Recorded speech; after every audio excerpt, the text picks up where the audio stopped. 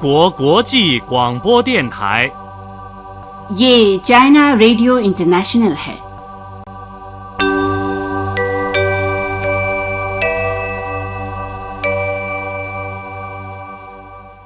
नमस्कार, यह है चाइना रेडियो इंटरनेशनल है। अब हमारा हिंदी कार्यक्रम आरंभ होता है।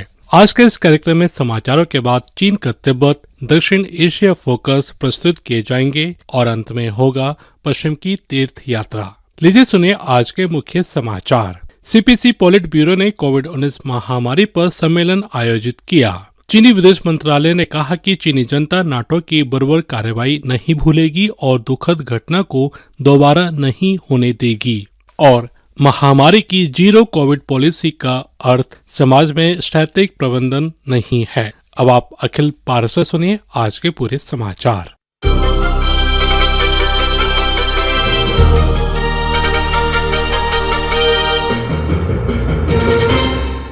चीनी कम्युनिस्ट पार्टी की केंद्रीय समिति के पोलिट ब्यूरो की स्थायी समिति ने 5 मई को कोविड-19 महामारी की रोकथाम और नियंत्रण की वर्तमान स्थिति का विश्लेषण करने और महामारी की रोकथाम और नियंत्रण के प्रमुख कार्यों का अध्ययन और तैनाती करने के लिए सम्मेलन आयोजित किया। सीपीसी केंद्रीय समिति के महासचिव शी जिनपिंग ने सम्मेलन की अध्यक्षता की और महत्वपूर्ण भाषण भी दिया। सम्मेलन में बताया गया कि कोविड-19 महामारी के प्रकोप के बाद से चीनी लोगों को प्रथम स्थान पर रखने, जीवन को प्रथम स्थान पर रखने के सिद्धांत का पालन करता है, बाहरी इनपुट और आंतरिक पलटाव को रोकने और शून्य कोविड नीति पर कायम रहता है।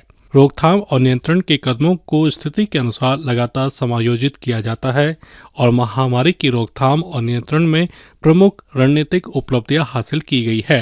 इस साल मार्च के बाद से चीनी लोगों ने कंधे से कंधा मिलाकर वुहान के बाद से रोकथाम और नियंत्रण की सबसे गंभीर परीक्षा का सामना किया और चरणबद्ध परिणाम प्राप्त किए। अभ्यास ने साबित कर दिया है कि चीन की रोकथाम और नियंत्रण नीतियां इतिहास की कसौटी पर खरी उतर सकती है। चीन ने वुहान की रक्षा के लिए लड़ाई जीती और चीन निश्चित रूप से शंघाई की रक्षा के लिए लड़ाई जीतने में सक्षम होगा। चीन सरकार ने 6 मई को मध्य चीन के हुनान प्रांत के छांगशा शहर में 29 अप्रैल को इमारत ढह जाने की घटना के बारे में जांच टीम स्थापित करने का फैसला किया है। ध्यान रहे 29 अप्रैल को छांगशा शहर के वांगछंग डिस्ट्रिक्ट में निजी तौर पर निर्मित रिहायशी इमारत अचानक ढह गई। 6 मई की सुबह इस घटना के बारे में आयोजित 7वीं प्रेस वार्ता में संबंधित अधिकारी ने घोषणा की कि बचाव व राहत कार्य समाप्त हो चुका है। कुल 10 लोग बचाए गए हैं और 53 लोगों की मौत हो गई है। आपात प्रबंधन मंत्रालय के नेतृत्व वाली जांच टीम पेशेवर समर्थन के लिए निर्माण, सुरक्षा और कानूनी विशेषज्ञों को आमंत्रित करेगी।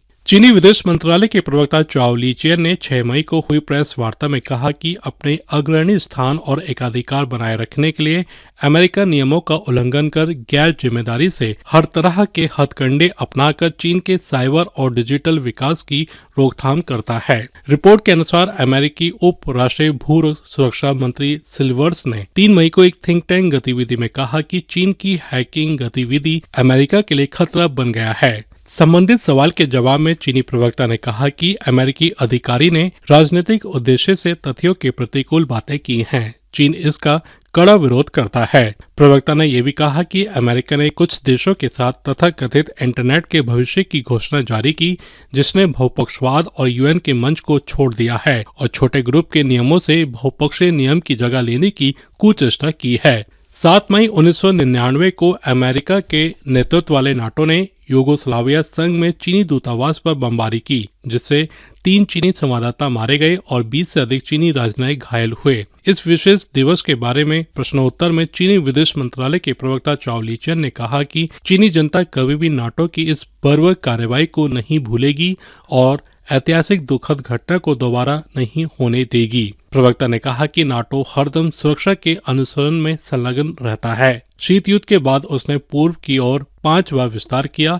इससे न सिर्फ यूरोप अधिक सुरक्षित हुआ बल्कि रूस और यूक्रेन के बीच मुठभेड़ के बीच छोड़े गए, जिससे यूरोप में फिर युद्ध पैदा हुआ। प्रवक्ता ने कहा कि विश्व के विभिन्न देशों की समान आकांक्षा है कि शांति, सहयोग और विकास का अनुसरण करना चाहिए। अमेरिका और नाटो को विश्व शांति, स्थिरता व विकास के लिए कुछ ठोस कदम उठाने चाहिए। 5 मई को चीनी वाणिज्य मंत्रालय से मिली खबर के अनुसार इस साल की पहली तिमाही में चीनी सेवा व्यापार में तेज इजाफा हुआ। सेवाओं का कुल आयात और निर्यात 14 खरब 56 अरब 99 करोड़ युआन रहा, जो कि पिछले वर्ष की समान अवधि की तुलना में 25.8% का इजाफा हुआ, जिनमें से सेवा निर्यात 7 खरब 13 अरब 98 करोड़ युआन था और 30.8% की वृद्धि हुई, जबकि आयात 7 खरब 43 अरब 1 करोड़ युआन था, जिसमें 21.3% का इजाफा हुआ। 6 मई को चीनी राज्य परिषद के संयुक्त रोकथाम और नियंत्रण तंत्र के न्यूज ब्रीफिंग में चीनी राष्ट्रीय स्वास्थ्य आयोग के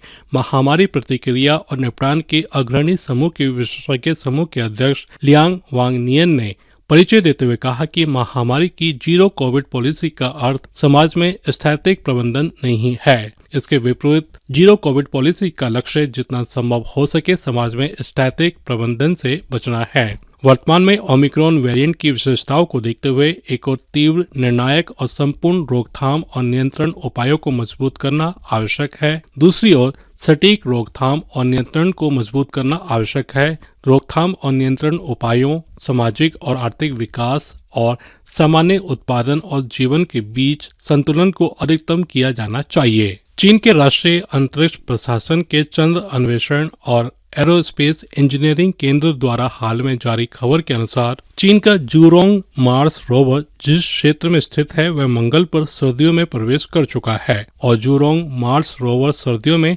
हाइबरनेट करने की तैयारी करता है। पृथ्वी की तरह मंगल पर भी सर्दी होती है। अनुमान है कि जुलाई मध्य में और अंत से मंगल का उत्तरी गोलार्ध वर्ष के सबसे ठंडे समय में प्रवेश करेगा। वर्तमान में दोपहर में अधिकतम तापमान जहां जूरोंग मार्स रोवर स्थित है 0 से 20 डिग्री सेल्सियस नीचे गिर गया है। मंगल की ठंडी सर्दी से सुरक्षित रूप से बचने के लिए जूरोंग मार्स रोवर ने स्वायत्त हाइबरनेशन जैसे काम करने के तरीके तैयार किए हैं। पर्यावरण की स्थिति में धीरे धीरे सुधार होने के बाद फिर सामान्य कार्य मोड को फिर से शुरू किया जाएगा। संयुक्त राष्ट्र सुरक्षा परिषद ने 5 मई को यूक्रेन मुद्दे पर सम्मेलन आयोजित किया। इसमें संयुक्त राष्ट्र स्थित चीन के स्थायी प्रतिनिधि चांग चुन ने अंतर्राष्ट्रीय समुदाय से युद्ध विराम को बढ़ावा देने और संघर्ष के मानवीय प्रभाव को न्यूनतम करने के लिए प्रयास बढ़ाने का आह्वान किया। साथ ही उन्होंने कहा कि यूक्रेन संकट से गहरा सबक मिला है और इस पर गंभीर चिंतन की आवश्यकता है। चांगचुन ने कहा कि शीत युद्ध के बाद नाटो के बार बार पूर्व की ओर विस्तार ने यूरोप को और सुरक्षित नहीं बनाया, बल्कि संघर्ष के बीज बोए। नाटो रक्षात्मक संगठन होने का दावा करता है, लेकिन लापरवाही से संप्रभु देशों के खिलाफ युद्ध शुरू करता है, जिससे बाहरी हताहत और मानवीय आपदाएं होती हैं। चांगचुन ने कहा कि 7 मई 1999 को नाटो ने यूगोस्लाविया स्थित चीनी दूतावास पर बमबारी की, जिसमें 3 चीनी पत्रकार मारे गए और 20 से अधिक चीनी राजनयिक घायल हुए। चीनी जनता इस बर्बर अत्याचार को कभी नहीं भूलेगी और इस तरह के इतिहास को खुद को दोहराने की अनुमति भी नहीं देगी। एशिया ओलंपिक परिषद के महानिदेशक ने 6 मई को घोषणा की कि पूर्व योजना अनुसार 10 से 25 सितंबर तक चीन के हांगझो शहर में होने वाला 19वां एशियाड स्थगित किया जाएगा। आयोजन का नया समय बाद में घोषित किया जाएगा। वहीं अंतर्राष्ट्रीय विद्यार्थी खेल संघ ने 6 मई को घोषणा की कि पूर्व योजना अनुसार इस जून में चीन के सिचुआन प्रांत की राजधानी चंगतू में आयोजित होने वाला 31वां विश्व विद्यार्थी ग्रीष्मकालीन खेल समारोह स्थगित कर साल 2023 में आयोजित किया जाएगा। 5 मई को विश्व स्वास्थ्य संगठन के नवीनतम अनुमान के अनुसार वर्ष 2020 और 2021 में कोरोना महामारी ने प्रत्यक्ष या अप्रत्यक्ष रूप से लगभग 1.5 करोड़ लोगों की जान ली है। इनमें से अधिकांश दक्षिण पूर्व एशिया, यूरोप और अमेरिका जैसे क्षेत्रों में पाए जाते हैं। विश्व स्वास्थ्य संगठन के अनुमान के अनुसार वर्ष 2020 के 1 जनवरी से 2021 के 31 दिसंबर तक कोरोना महामारी से प्रत्यक्ष या अप्रत्यक्ष रूप से होने वाली मौतों की कुल संख्या लगभग 1,49,10,000 थी और वास्तविक सीमा 1,33,00,000 और 1,66,00,000 के बीच थी।